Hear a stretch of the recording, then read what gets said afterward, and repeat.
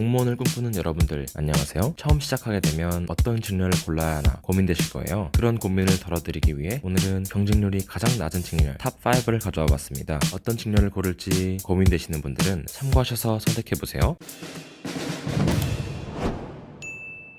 먼저 5위는 19대 1의 경쟁률의 통계직입니다. 통계직은 통계청에서 근무하게 되며 국세, 물가와 산업 분야 등 다양한 경제와 관련된 통계부터 인구와 관련된 사회 통계를 조사하고 기획하는 일을 하게 됩니다. 아무래도 전문성이 중요시되는 직렬이다 보니 재취업에도 유리하다는 점과 로테이션 시스템으로 운영되어 다양한 업무를 하기 때문에 자기 개발에도 좋다고 해요. 그렇다면 이렇게 좋아 보이는데 경쟁률은 왜 이렇게 낮을까요? 뽑는 인원이 상대적으로 적기 때문이에요. 21년도 기준 60여 명만을 선발했다고 하는데 몇백 명씩 뽑는 다른 인기 직렬에 비하면 굉장히 적죠. 뿐만 아니라 현장 조사를 해야 하는 직무 특성상 출장이 잦다는 점도 있다고 해요. 그리고 통계직 시험에는 사회조사 분석사 2급 이상의 자격증 소지 시 9급은 5%, 7급은 3%의 가산 점수를 받게 된다고 해요. 점수에 따라 발령 순서나 임용지가 정해지기 때문에 통계직에 관심 있으시다면 반드시 취득하시는 게 좋다고 하니 이 점은 꼭 알아보셔야 할 것 같습니다. 4위는 18대 1의 경쟁률을 가진 전산직입니다. 전산직은 다양한 공공기관에서 모두 근무할 수 있으며 전산개발, 유지 보수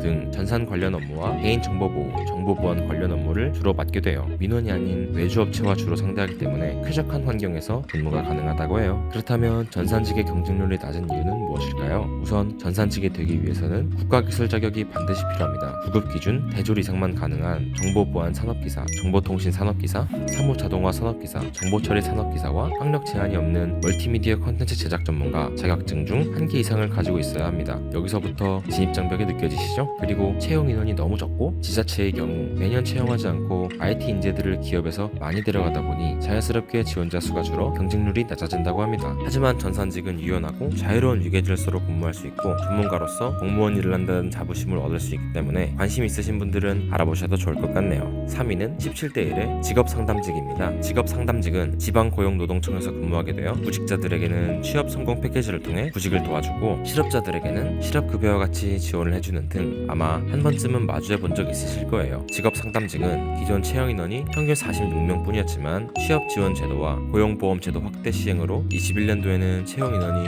180명으로 4배나 증가하여 경쟁률이 낮아진 직렬입니다. 그리고 변호사, 공인노무사, 직업상담사 자격증 1급이나 2급이 있을 경우 5%의 가산점이 있다고 해요. 합격생의 90% 이상이 자격증으로 가산점을 받아 합격했다고 하니 관심이 있으시다면 꼭 알아두셔야겠죠? 2위는 17대 1의 경쟁률을 가진 세무직입니다. 세무직은 국세청 소속으로 세금과 관련된 모든 일을 맡게 됩니다. 국가직은 세무서, 국세청에서 보편적인 세금 업무를 하게 되고 지방직은 지역에서 담당하는 세분화된 세금을 다루게 되는데요. 무엇보다 세무직의 가장 큰 장점은 채용 인원이 많다는 거예요. 21년도에만 2만여 명이 지원했는데도 불구하고 무려 1,100명을 선발해 17대 1이라는 굉장히 낮은 경쟁률을 기록하게 되었습니다. 세무직의 단점은 업무 강도가 정말 높다는 점이 있습니다. 그 밖에도 합격 후에도 세법이나 부서가 지속적으로 바뀌기 때문에 이때마다 공부를 해야 된다고 해요. 힘들게 공부해서 되는데 또 공부라니. 그래도 10년 이상 근무할 경우 세무사 1차 시험 면제, 20년 이상일 경우 2차 시험에 일부 과목을 면제해줘 노후 대비까지 가능하니 경쟁률도 낮고 좋은 직렬이라 추천해드리고 싶습니다. 대망의 1위는 16대 1의 경쟁률의 방송통신직입니다. 방송통신직의 경우 국가직은 대부분 방송통신위원회로 발령이나 유무선 네트워크 설치 및 방송통신과 관련된 일을 하게 되고 지방직은 시청, 구청, 군청의 방송 및 CCTV를 관리하거나 민원 업무를 담당하게 되어 16대 1이라는 굉장히 낮은 경쟁률로 블루오션이 아니냐는 의견이 있는데요. 하지만 지원자가 적은 데에는 다 이유가 있어요. 일단 어려운 전문 기술을 요구하는 만큼 비전공자가 진입하기엔 높은 장벽이 있어요. 통신이론이나 전자, 무선공학개론 같은 전공 과목뿐만 아니라 전자기기, 통신기기, 통신선로, 정보기기 운용, 전파전자통신, 무선설비, 방송통신, 정보처리, 전화교환 기능사 자격증을 소지할 경우 3%의 가산점, 전자, 정보통신, 통신선로, 사무자동화, 전파전자통신, 무선설비,